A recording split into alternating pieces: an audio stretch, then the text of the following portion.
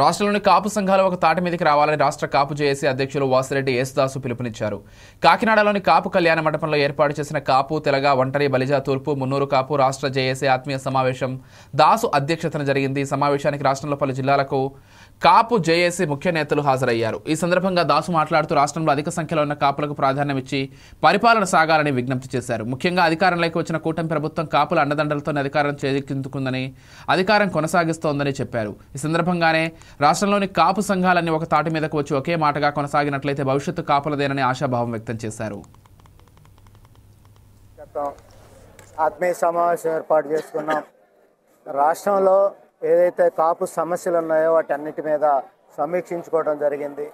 ప్రధానమైన ఎజెండాగా అన్ని సంఘాల సూచించిన అంశాలు ఈడబ్ల్యూఎస్ రిజర్వేషన్ కానీ లేదా బీసీ రిజర్వేషన్కి సంబంధించిన అంశంలో కానీ ప్రభుత్వం స్పష్టత ఇవ్వాలి. అదేవిధంగా కాపు కార్పొరేషన్ యొక్క నిధులను కేటాయించాలి. కాపు భవనాల నిర్మాణం పూర్తి చేయాలి.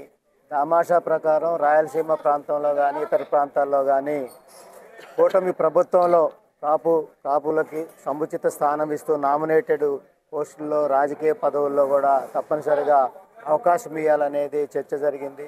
రాయలసీమ ప్రాంతంలో అయితే పూర్తిగా బలిజ వర్గాలను నిర్వీర్యం చేయడం జరిగింది. అలా కాకుండా రాజకీయ పదవుల్లో దామాషా ప్రకారం నామినేటెడ్ పదవుల్లో కూడా తప్పనిసరిగా అవకాశం ఇవ్వాలని, కాపు వర్గాల సమస్యల్ని కూటమి ప్రభుత్వం ఆలోచించి వెంటనే తీర్చాలని, ముఖ్యంగా ఏదైతే కాపు బలిజ వర్గాలకు సంబంధించిన ఉద్యోగులు ఉన్నారో వాళ్ళకి న్యాయం చేయాలి, వాళ్ళకి దామాషా ప్రకారం పోస్టింగ్లు ఇవ్వాలనే చర్చ జరిగింది. ఈ అంశాలన్నింటినీ కూడా కూటమి ప్రభుత్వ నాయకత్వం కానీ పెద్దలు కానీ ముఖ్యమంత్రి గారు, ఉప ముఖ్యమంత్రి గారు, లోకేష్ గారు వీటన్నిటి సమస్యల మీద పరిగణన. మున్నూరు కాపు, తూర్పు కాపు 13 జిల్లాల ఉద్యమ నాయకులందరినీ కూడా ఆత్మీయ సమావేశానికి పిలవడం జరిగింది. దీని పూర్తి ఉద్దేశం మేమంతా 95% కాపులు, తెలగలు, బలిజులు కూటమికి పనిచేసి ప్రభుత్వాన్ని ఏర్పాటు చేయడం జరిగింది. ఈ కాపులు 30 సంవత్సరాలుగా వెనకబడి చూసుకుంటుంటే చాలా వెనకబాటుతనం ఉంది.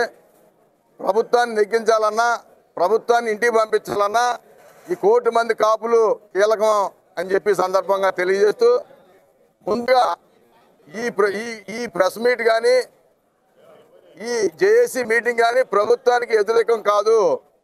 ప్రభుత్వాలు ఉన్నాం మేమంతా కూడా. కానీ రాయలసీమ జిల్లాలో రాజకీయ ప్రాధాన్యత లేదు, ఉత్తరాంధ్ర జిల్లాలో రాజకీయ ప్రాధాన్యత తగ్గింది, కోస్తా జిల్లాల్లో దామాసా ప్రకారంగా కొన్ని సీట్లు ఇవ్వలేదు కనుక ఇప్పుడైనా దామాసా ప్రకారంగా నామినేటివ్ పోస్టులన్నా 1 కోటి మంది కాపులకి ఇవ్వాలన్నది ప్రధాన పాయింట్.